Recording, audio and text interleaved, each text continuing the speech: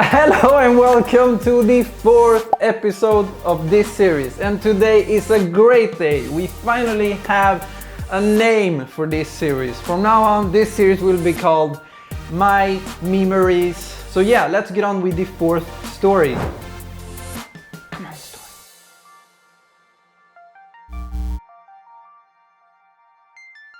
This episode is going to be all about some of the hardships I had here in Sweden since I didn't know Swedish. So yeah, I started in a school with my brother and the school was from 4th to 6th grade. I started in 4th grade, so I had basically 2 years to learn Swedish because after that I will have to be in a regular school where I couldn't learn Swedish, at least not as an immigrant. So when I was good enough to be in a regular class, I had like half of my lessons with a regular class and half of my lessons with the class for immigrants. One time when I had to go to the regular class, I got there a little bit early.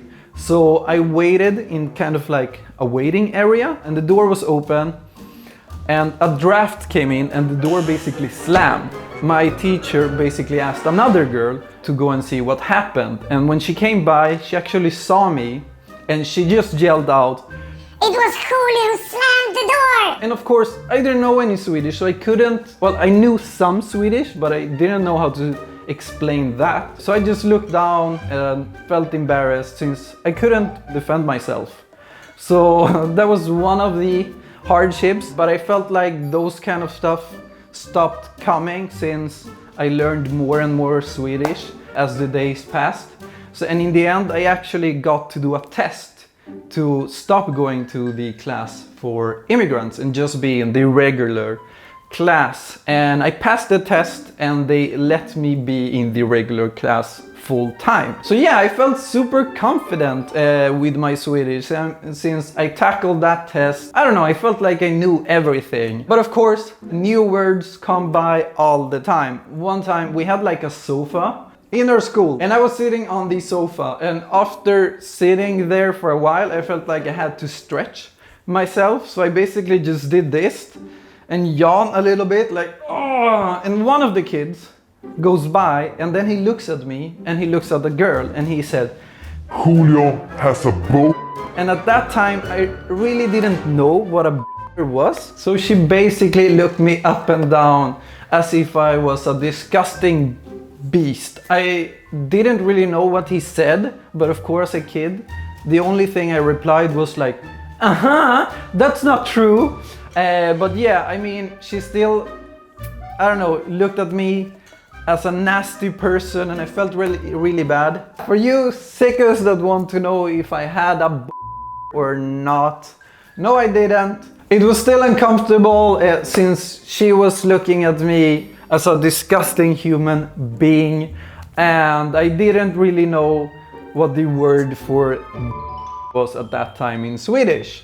So those hardships kind of motivated me to learn more Swedish, and not only that, but there was one guy that started in the year above me and he became kind of, I don't know, I kind of idolized him since he was older. We'll call him Bob. So he had 1 year to learn Swedish and after that he went to the other school. I remember the last day he had in our school. Me and my brother were going to kind of send him off, but I don't know why, there was actually like 3 girls that were super annoyed with him, so they were kind of following us around. You know, kids, they were saying bad stuff to him and he said bad stuff back to them, and me and my brother kind of helped him and they were against. So it was kind of a mess. So I wanted them to leave and I saw a big trunk. I thought, okay, so if I take this trunk and I toss it, but in a very exaggerated way, I didn't want them to get hurt or anything,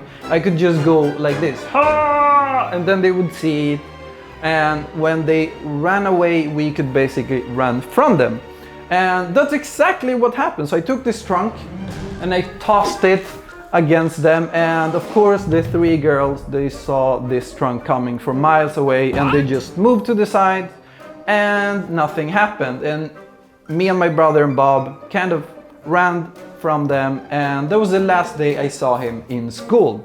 So yeah, after all of these hardships, I basically started in the same school as Bob, and I thought, okay, I'm going to tell him how good I am at Swedish now. I can just tell him so he knows that I'm as good as him. So I actually, in the end, I saw him in school. When I saw him, he was actually walking towards me, and he was walking with a girl.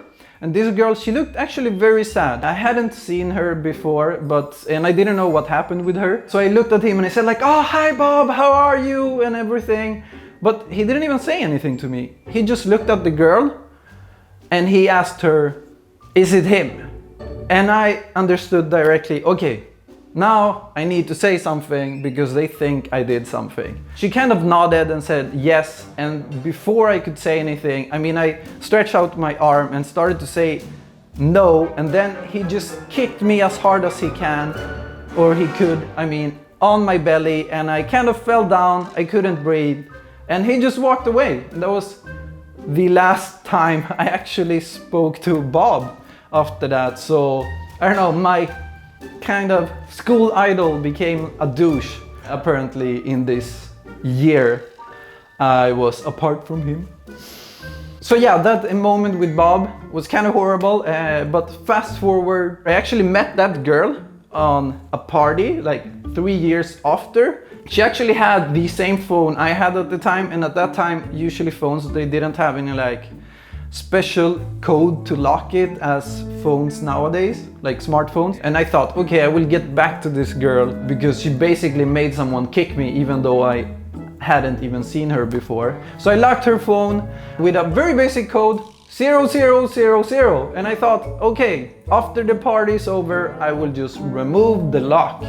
So after that, after locking her phone, I just went to another place with one friend and we started to play like table tennis. It wasn't in the party, but we just kind of left it and we came back. And then she was like super sad and angry, and she was like, open my phone or remove the lock. And I tried to do it, and for some reason it didn't work. And I was there trying to unlock her phone for like half an hour, and I didn't know how. In the end, she just became like furious and took her phone and just said like, off, and she basically left the party. And from me feeling very angry at her, in the end I actually felt sorry, and I felt like I was the bad guy. So yeah, after telling this story and remember everything that happened, I noticed that even though you can speak a language, it doesn't mean that you can defend yourself. So yeah, looking back to that, I would like to say, please, if you don't know if a person has done something or not, don't make your evil goons going and kicking people. That's not very nice. And I also have to say I'm sorry for locking your phone. I feel so bad, even to this day, even if you made someone kick me, I still feel bad.